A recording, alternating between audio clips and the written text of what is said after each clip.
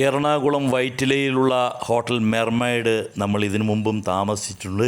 അതുകൊണ്ട് തന്നെ ഈ ഒരു കാഴ്ചകളൊന്നും നമ്മൾക്ക് അത്ര പുതുമയുള്ളതല്ല. പക്ഷേ എങ്കിലും ഈ ഒരു പുലർകാലം നമ്മൾ എന്തിനാണ് ഇവിടെ വന്നിരിക്കുന്നത് എന്ന് ചോദിച്ചാൽ, ഇന്ന് എൻ്റെ കൂടെയുള്ള ഒരു വ്യക്തിക്ക് ഇവിടുത്തെ ഈ പ്രകൃതി ഭംഗിയും ഇവിടുത്തെ ഈ ഒരു പുറം കാഴ്ചകളുമൊക്കെ ഒന്ന് ആസ്വദിക്കണം എന്ന് പറഞ്ഞു. സ്വിമ്മിംഗ് പൂൾ കുളിക്കുകയൊക്കെ ചെയ്യാട്ടോ.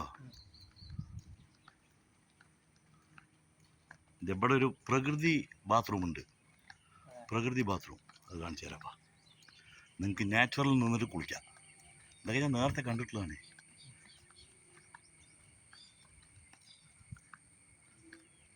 നമ്മൾ വൈറ്റിലയിൽ പോയിട്ട് വൈറ്റിലയിൽ നമ്മൾ ബോട്ട് സർവീസ് എടുത്തു കഴിഞ്ഞാൽ 20 റുപ്യ അങ്ങനെ എന്തോ ആണ്. ഇവിടേക്കല്ല, ഇങ്ങനെ പോകും. അത് അങ്ങനെ പോയി ഇങ്ങനെ തിരിച്ചു വരും. നല്ല രസമാണ്. ഇതാ ബാ, ഇതാ ഇവിടുത്തെ കുളിമുറി ഇതാണ്. ഈ 2 മരങ്ങളുടെ ഇടയിൽ നിന്നിട്ട് നമുക്ക് കുളിക്കാം.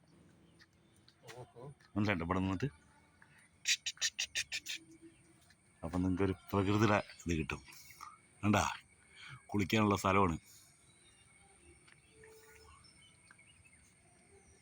ഇതാണ് കനാലാണിത്, കനാൽ.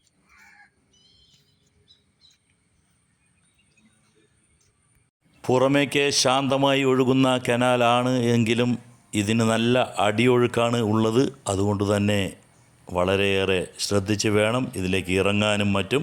ഈ ഒരു ഹോട്ടലിൽ താമസിക്കാൻ ഒരുപാട് പേർ വരാറുണ്ട്, ചെറിയ കുട്ടികളെയും കൊണ്ടൊക്കെ. അപ്പോൾ അവരെല്ലാം ഒന്ന് പ്രത്യേകം ശ്രദ്ധിക്കണം. കാരണം ഹോട്ടലിൻ്റെ ബാക്കിലായി തന്നെ ഇങ്ങനെ ഒരു മനോഹരമായിട്ടുള്ളൊരു സ്വിമ്മിംഗ് പൂളും അതിനോട് ചേർന്ന് തന്നെയാണ് ഈ കനാലും ഒഴുകുന്നത്.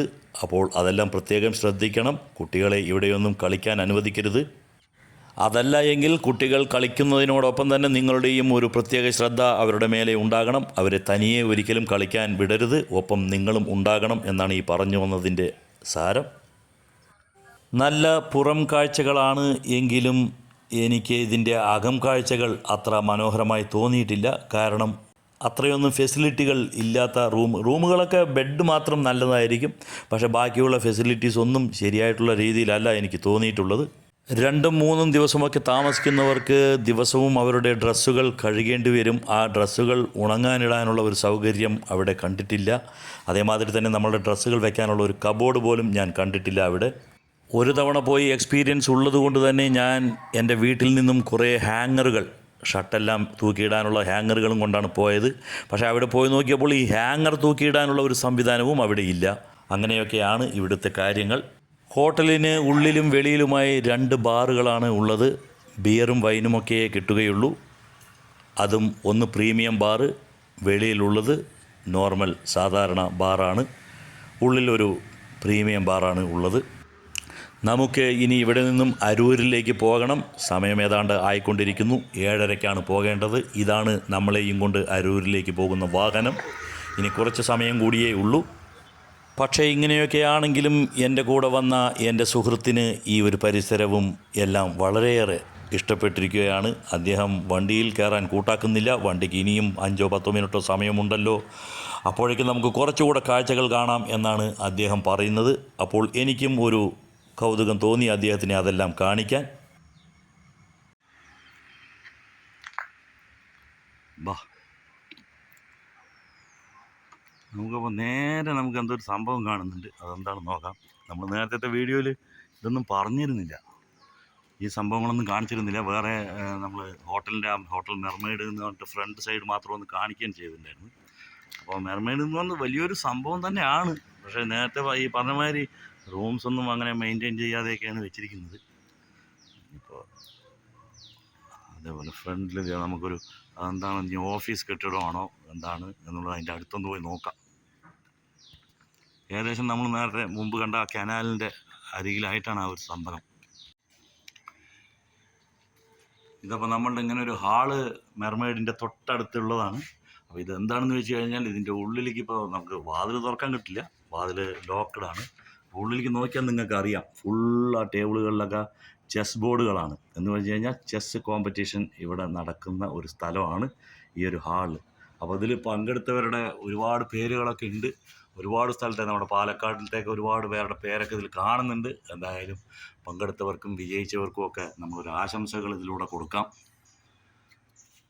എത്ര ഇതിലൊക്കെ 60 second Kerala State Open Federated Chess Championship 2025 അതിൽ പങ്കെടുത്ത ആൾക്കാർ, അങ്ങനെ ഒരുപാട് ലിസ്റ്റുകൾ ഇവിടെ കാണാം. അപ്പോൾ ഇത് ചെസ് കോമ്പറ്റീഷൻ നടക്കുന്ന ഒരു ഹാളാണ്.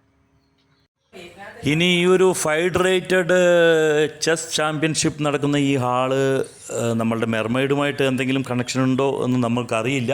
നമുക്കതൊന്നും ചോദിച്ച് മനസ്സിലാക്കാനൊന്നും പറ്റിയിട്ടില്ല. എന്തെങ്കിലും അതിൻ്റെ ഒരു സൈഡിലായി തന്നെയാണ് ഈ ഒരു സംഭവം ഉള്ളത്. കാഴ്ചകൾ കണ്ട് സമയം പോയത് അറിഞ്ഞില്ല. ഇനി ഏകദേശം 2 മിനിറ്റിൽ നമ്മളുടെ വണ്ടി അരൂരിലേക്ക് പുറപ്പെടുന്നതാണ്.